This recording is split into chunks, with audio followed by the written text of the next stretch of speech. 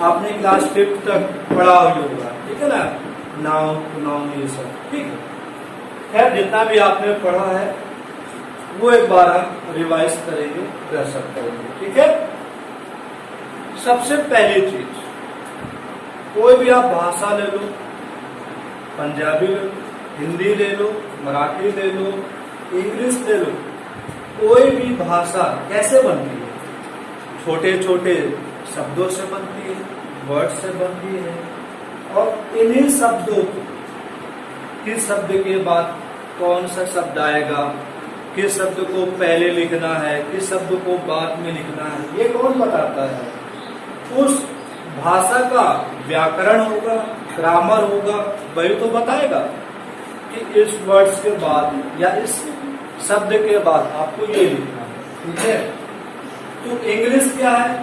English एक language है, किससे मिलके बना है? ये छोटे छोटे वर्ड, छोटे छोटे मत बोलिए, बहुत बड़े बड़े वर्ड्स होते हैं। इंग्लिश लैंग्वेज वर्ड्स से मिलके बना है, और इन वर्ड्स को कैसे अरेंज करना है ये इंग्लिश लैंग्वेज का ग्रामर एक्सप्लेन करता है, ठीक है।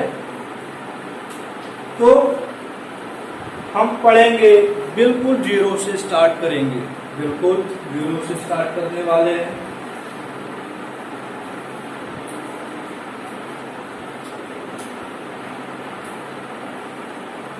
आज इंट्रोडक्शन क्लास है, 2 दिन इंट्रोडक्शन क्लास चलेगा, इसके बाद हम रेगुलर चैप्टर पे आएंगे। Letter, what is letters? Letters क्या होते हैं? B, C, D, H, E, कुछ भी आप लिखते हो, मैंने लिखा ए, टी, सी, ये क्या है? लेटर्स है। इंग्लिश ग्रामर में जो आप पढ़ाई करते हो, फर्स्ट एंट्री क्या होगा? लेटर्स। लेटर्स से मिलके क्या बना? अल्फाबेट। क्या बना? Alphabet.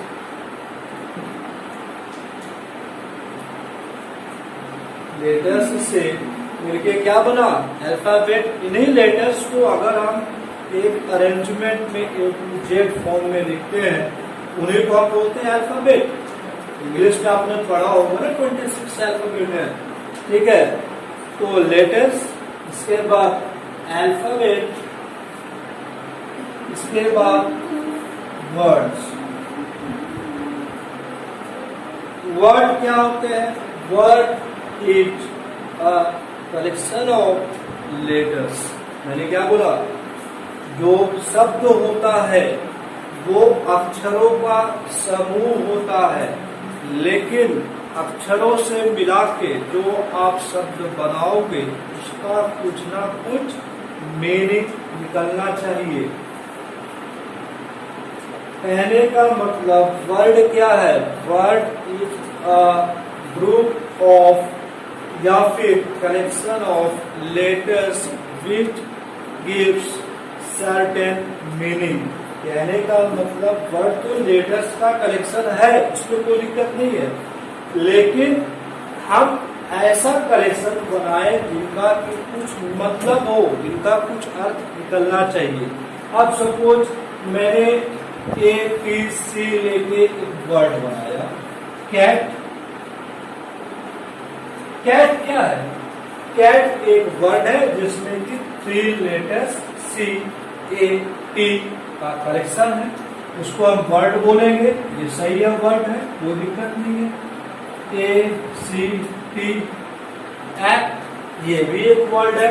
It is a collection of 3 letters. The first letter is A, the second letter is C and the third letter is T. ये भी इसका मीनिंग निकल रहा है, ये भी वर्ड है। अब अगर मैं लिखूं टी ए सी, कहीं पढ़ा है आपने टी ए सी? कहीं भी नहीं पढ़ा होगा। इसको क्या मैं वर्ड बोलूंगा? नहीं, मैं इसको वर्ड नहीं बोलूंगा।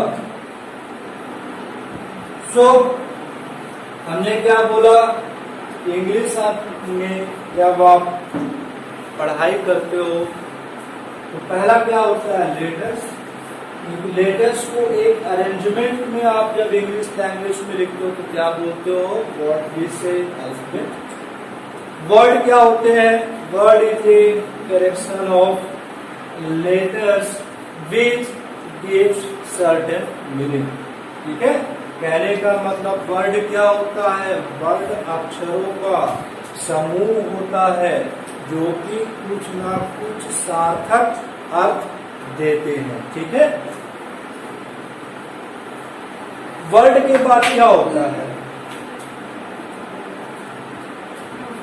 वर्ड के बाद क्या होगा, फ्रेज।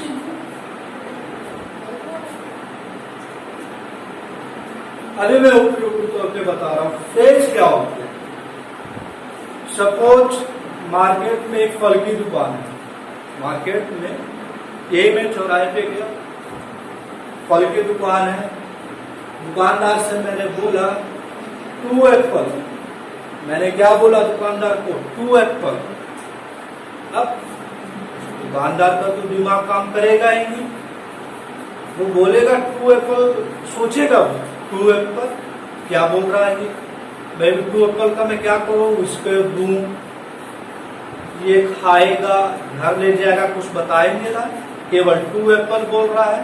तो 2 एप्पल क्या है, TWO APP यानी 2 एप्पल क्या है। यहाँ पे मैंने 2 वर्ड्स लिखे हैं, तो क्या इसको आप सेंटेंस बोलोगे, नहीं। इसको आप क्लॉज बोलोगे, नहीं। ये क्या है, कलेक्शन ऑफ वर्ड्स जिसका कि ना तो कोई सब्जेक्ट है ना तो कोई वर्ब है। तो कहने का अभी आप डिटेल में आगे पढ़ोगे, जनरल आप जानो फ्रेज क्या होते हैं, कलेक्शन ऑफ वर्ड्स होते हैं जिनका या एक ऐसा सेंटेंस जिनका ना तो सब्जेक्ट होता है ना तो वर्ब होता है।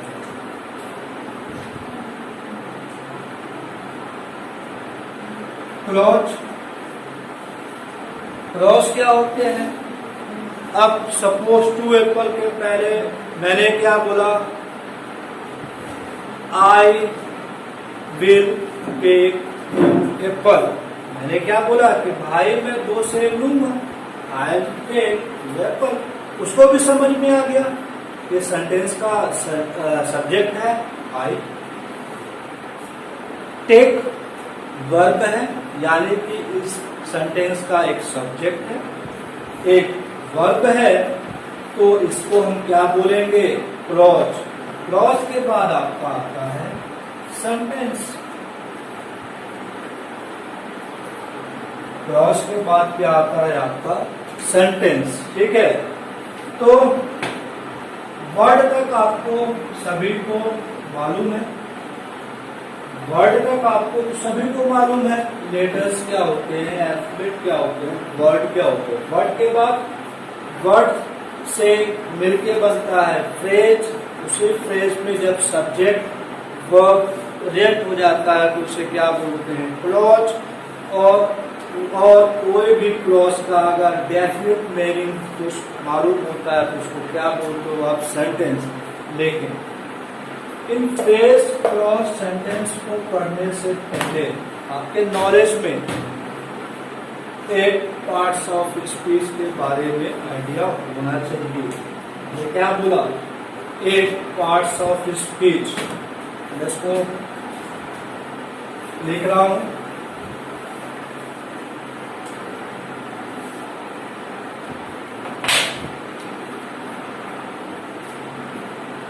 Parts of speech.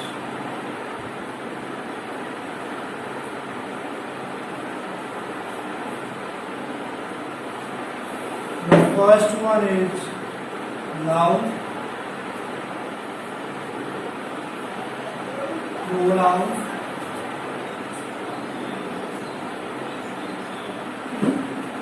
adjective,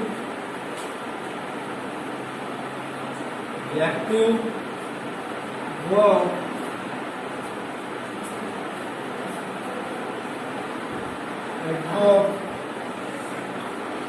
adverb, conjunction,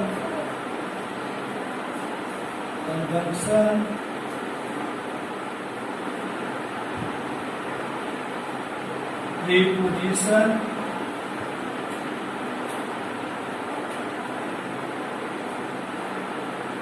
interjection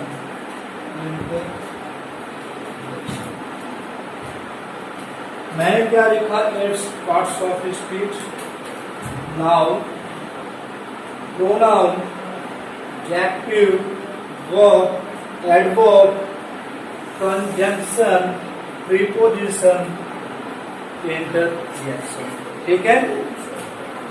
तो आपको किसी भी सेंटेंस को, किसी भी वर्ड को पुट करने से पहले उस वर्ड का ग्रामेटिकल प्रोफाइल मालूम होना चाहिए।